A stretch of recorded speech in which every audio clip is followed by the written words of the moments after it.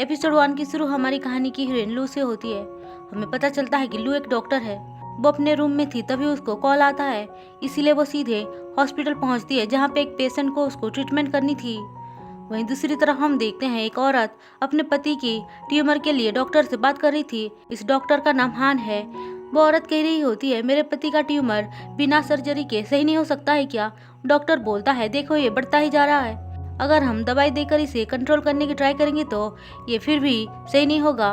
तभी वहाँ पे लू आती है तो डॉक्टर उसको इंट्रोड्यूस करवा के बोलता है कि देखो ये मेरी स्टूडेंट है और ये एनेस्थेसिया की डॉक्टर है। इसने बहुत सारे केसेस को हैंडल किया था। हम देखते हैं तभी वहाँ पे एक लड़का खड़ा होता है जिसे देखकर लू बहुत ही ज्यादा शॉक्ड थी। असल में ये हमारी कहानी का हीरो चेंगी होता है। चेंगी और वो एक दूसरे को पहले से ही जानते थे क्योंकि ये दोनों एक दूसरे से प्यार करते थे। लू को देखते ही चेंगी ये बोलने लग जाता है कि इसका क्या गारंटी है कि अगर मेरे डैड को एनेस्थेसिया दिया जाएगा तो वो सही हो जाएंगे? क्या होगा अगर उनका ब्लड प्रेशर हाई हो जाएगा? वो तो बेहोशी की हालत में होंगे ना। लेकिन डॉक्टर हान कहता है कि देखो लू हमारी सबसे अच्छी स्टूडेंट है, इसने बहुत सारे पेशेंट को ट्रीट किया है तो तुम ऐसे नहीं बोल सकते हो। लेकिन चेंगी बहुत ही ज्यादा नाराज दिख रहा था। हम देखते हैं डॉक्टर हान बाहर आकर लू से कहते हैं, इन लोगों को बाहर छोड़कर आओ। अब लू जैसे ही उनको बाहर छोड़ने के लिए लिफ्ट में आती है तभी वहाँ पे दो नर्सेस आती हैं जिनकी वजह से वो दोनों थोड़ा बहुत एक दूसरे के करीब आ जाते हैं। अब बाहर निकलने के बाद लू उसको रोककर बोलती है, देखो तुम्हारे डैड की कंडीशन सही नहीं है, अगर तुम लेट करोगे तो अच्छा नहीं होगा। लेकिन चेंगवी उसकी एक भी बात नहीं सुनकर वहाँ से चला जाता है जिसको जाता हुआ लू देख रही थी।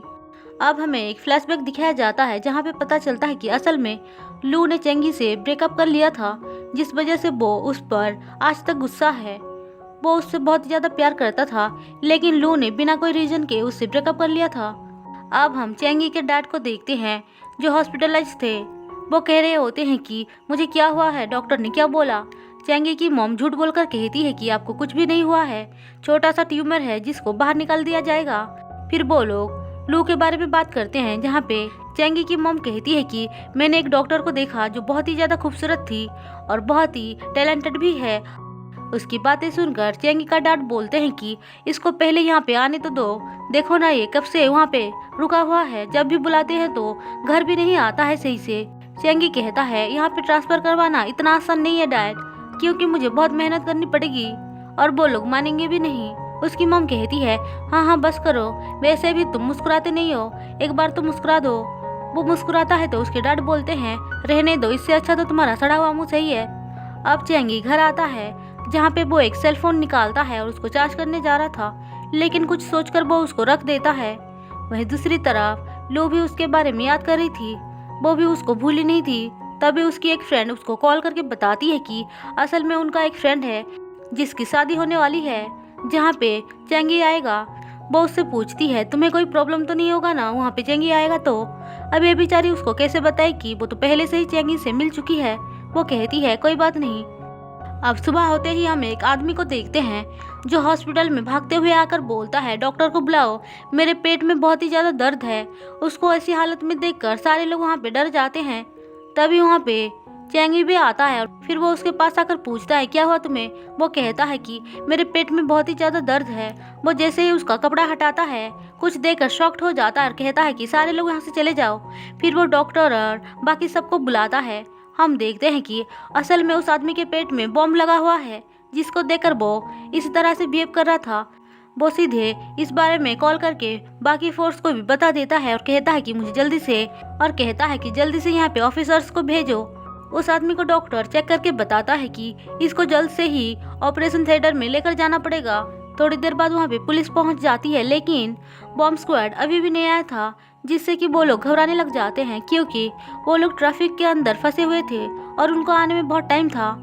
उनका एक ऑफिसर बोलता है कि मैं तुम्हें बताऊंगा कि कैसे इसको डिफ्यूज किया जाएगा, तुम जल्दी से इसको ऑपरेशन थिएटर में लेकर जाओ। हम देखते हैं डॉक्टर हान पूछता है, देखो हम ऑपरेशन थिएटर में जाने वाले हैं, मेरे साथ कौन जाना चाहेगा? क्योंकि हमें एक एनेस्थेसिया डॉक्टर की ज़रूरत है। उनमें से 2-3 डॉक्टर जाने के लिए मान जाते हैं लेकिन लू उनको मना कर बोलती है, मैं आपके साथ जाना चाहती हूँ। अब ये सारे मिलकर ओटी के अंदर आकर ऑपरेशन करना स्टार्ट कर देते हैं, जहाँ पे जैसे तैसे करके वो उसकी कंडीशन को सही तो करते हैं, लेकिन बॉम्ब को निकालना अभी भी बाकी था।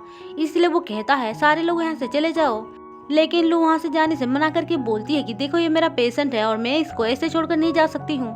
और ऐसे बोलकर वहाँ पे वो रुक जाती है।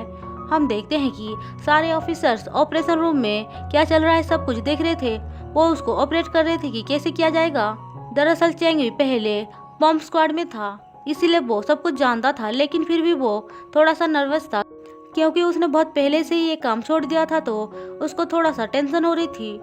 तभी वहाँ पे उसका एक ऑफिसर सब कुछ बताता है कि कैसे रेड और येलो कलर की जो वायर है उसको कट करना पड़ेगा, वो भी एक साथ। इसीलिए वो कहता है देखो यहाँ पे एक्सप्लोड कभी भी हो सकता है, इसीलिए तुम चली जाओ। लेकिन लू कहती है तुम अकेले इसको कैसे कट कर सकते हो, मुझे तुम्हारी हेल्प करने दो। फिर ये दोनों मिलकर एक साथ बड़े ही मुश्किल से बॉम्ब को डिफ्यूज करते हैं। अब चैंगी भागते हुए बॉम्ब को लेकर बाहर जा रहा था, तभी अंदर लू को कुछ ब्लास्ट होने की आवाज आती है, इसलिए वो चैंगी को ढूंढते हुए बाहर आती है। और इसी के साथ एपिसोड 1 खत्म होता है।